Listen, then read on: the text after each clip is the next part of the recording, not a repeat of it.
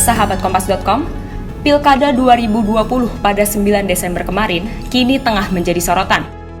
Bukan hanya keberlangsungannya yang diselenggarakan di tengah pandemi, tetapi juga karena kandidatnya yang berasal dari keluarga orang nomor 1 di Indonesia.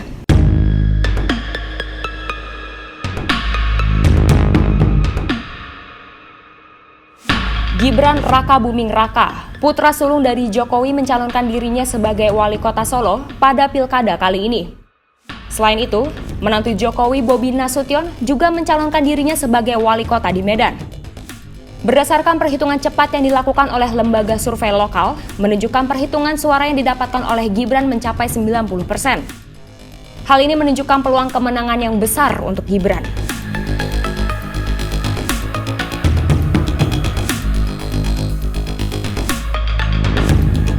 Sejumlah media asing menyoroti Pilkada Indonesia tahun ini sebagai dinasti politik baru yang akan lahir. Menurut Abdil Mugis, seorang postdoktoral di Institut Asia Universitas Melbourne, keluarga Jokowi akan bergabung dengan dinasti politik lain untuk memperebutkan kekuasaan dan sumber daya. Menurutnya, politik di Indonesia akan tetap sama atau bahkan memburuk karena dinasti dan nepotisme akan menjadi normal baru.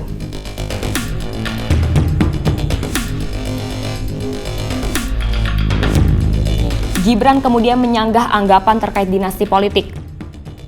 Banyak yang menanyakan masalah dinasti politik. Sebenarnya dalam 1 tahun terakhir ini, kalau di Solo ya, di kota saya tuh, saya setiap kali bertemu dengan warga itu selalu saya jelaskan apa itu dinasti politik.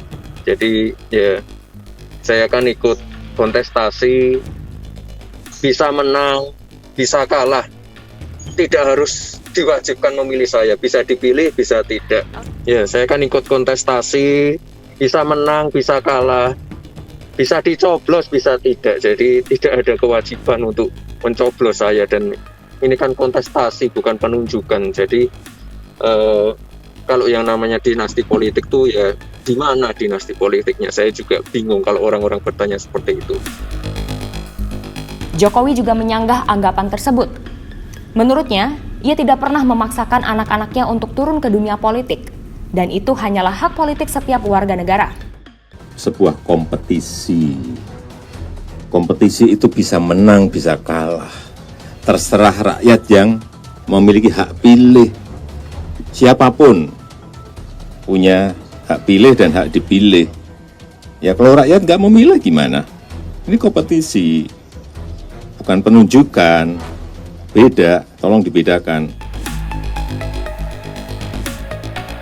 Dinasti politik merupakan gagasan yang dihindari oleh Jokowi dengan menjauhkan diri dari ambisi putra dan menantunya. Bahkan menurutnya, Gibran dan Bobi mengalami kesulitan mencari partai. Dinasti itu dinasti gimana? Ini yang menentukan itu rakyat. Semua memiliki hak untuk memilih dan dipilih. Cari partainya aja masih kesulitan. Kan tahu semuanya kan? Nah, iya kan?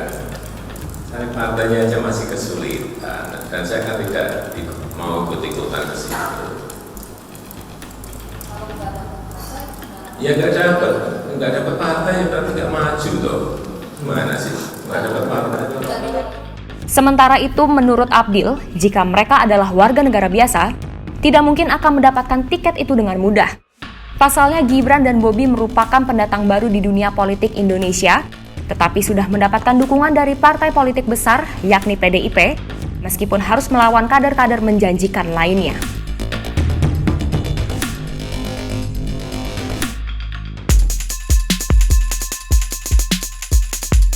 Selain Gibran dan Bobi, dinasti politik juga terlihat dari pejabat lainnya. Berikut daftarnya. Keponakan Prabowo Subianto, Rahayu Saraswati Jojo Hadikusumo, yang mencalonkan diri sebagai wakil wali kota Tangerang Selatan, Banten. Lalu di kota yang sama, putri dari Amin, Siti Nur Azizah, mencalonkan diri sebagai wali kota. Dilanjutkan dengan putri sekretaris kabinet Pramono Anung, Hanindito Himawan Pramono, sebagai calon Bupati Kediri, Jawa Timur. Keponakan mantan Wapres Yusuf Kala, yang bercita-cita menjadi wali kota Makassar. Dan terakhir ada adik dari Menteri Tenaga Kerja, mencalonkan diri menjadi Wakil Bupati Mojokerto. Yos Kenawas, seorang calon doktor ilmu politik di Northwestern University Amerika Serikat mengungkapkan, setidaknya terdapat 146 kandidat dinasti politik di tahun ini. Angka ini menjadi angka terbesar di Indonesia hingga saat ini. Demikian news update, ikuti selalu berita terupdate lainnya hanya di kompas.com.